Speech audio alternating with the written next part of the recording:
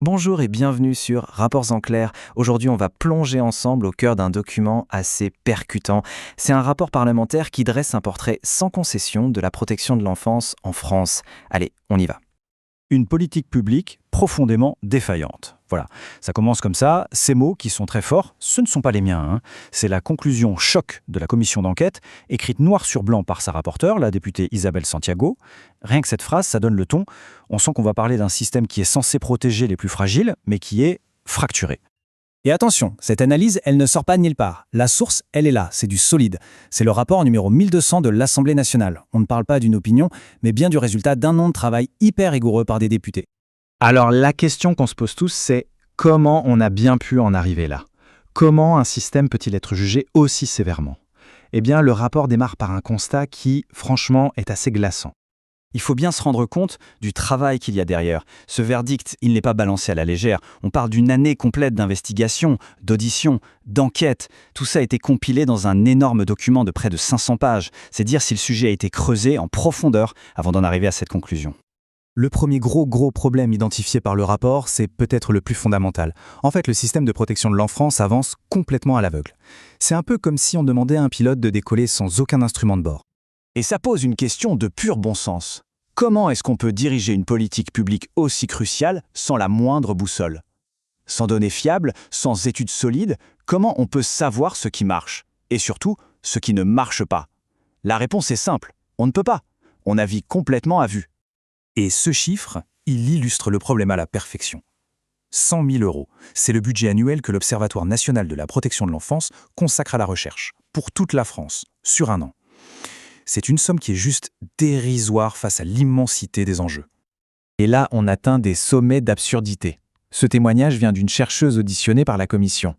Elle explique que pour accéder à des données qui sont pourtant essentielles à son travail, elle devrait payer de sa poche pas moins de 3 000 € pour des informations qui devraient être publiques. C'est quand même fou.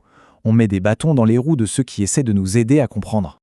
Alors, évidemment, ce pilotage à l'aveugle, ce n'est pas juste un problème théorique. Sur le terrain, ça a des conséquences bien réelles. Ça crée un véritable effet domino, des failles qui apparaissent à chaque maillon de la chaîne de protection. Par exemple, d'où viennent les alertes? Ce qu'on appelle officiellement les informations préoccupantes, ce sont les signalements d'enfants en danger. Et ce graphique, il est très parlant. On voit que l'éducation nationale est en première ligne avec à peu près un quart des signalements. Les profs, les directeurs d'école, ce sont des sentinelles essentielles. Et c'est là qu'on arrive à l'une des failles les plus graves du système. Mettez-vous à la place de cet enseignant. Il s'inquiète pour un élève, il prend sur lui, il fait un signalement officiel, et après, le silence radio. Le rapport le dit clairement, ce manque de retour est systématique. Et le résultat, il est double. Ça décourage les futurs signalements et ça laisse les professionnels dans une angoisse terrible, à se demander si l'enfant a été aidé ou pas. Mais au-delà des budgets, des statistiques, des procédures qui craquent, il y a l'essentiel. Il y a ceux qu'on oublie trop souvent au centre de tout ça, les enfants eux-mêmes et leurs paroles.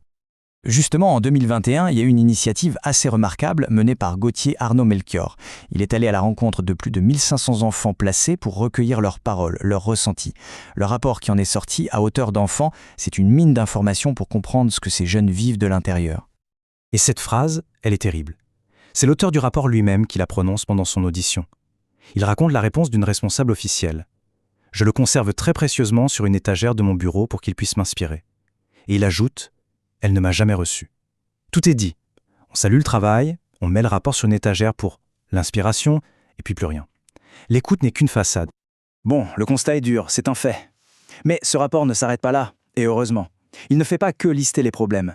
Il propose une feuille de route très claire, très détaillée pour l'avenir. C'est aussi un message d'espoir. Et cette feuille de route, elle est ambitieuse. On ne parle pas de quelques mesurettes. Non, le rapport contient 92 préconisations. 92, c'est un véritable plan d'action pour essayer de remettre le système d'aplomb.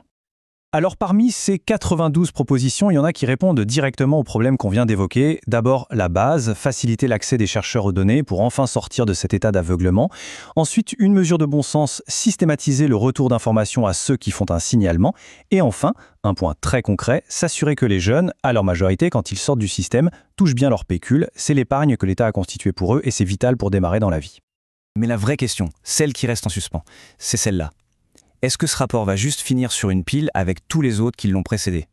C'est la rapporteure elle-même qui pose la question, avec une certaine inquiétude. Le diagnostic est là, il est clair, maintenant tout est une question de volonté politique. Et c'est précisément pour ça que Rapports en clair existe. Notre but, c'est de rendre ces documents officiels plus accessibles pour que tout le monde puisse comprendre les enjeux. Si cette démarche vous semble importante, la meilleure façon de nous soutenir, c'est tout simplement de vous abonner et d'activer la petite cloche. Merci beaucoup d'avoir regardé.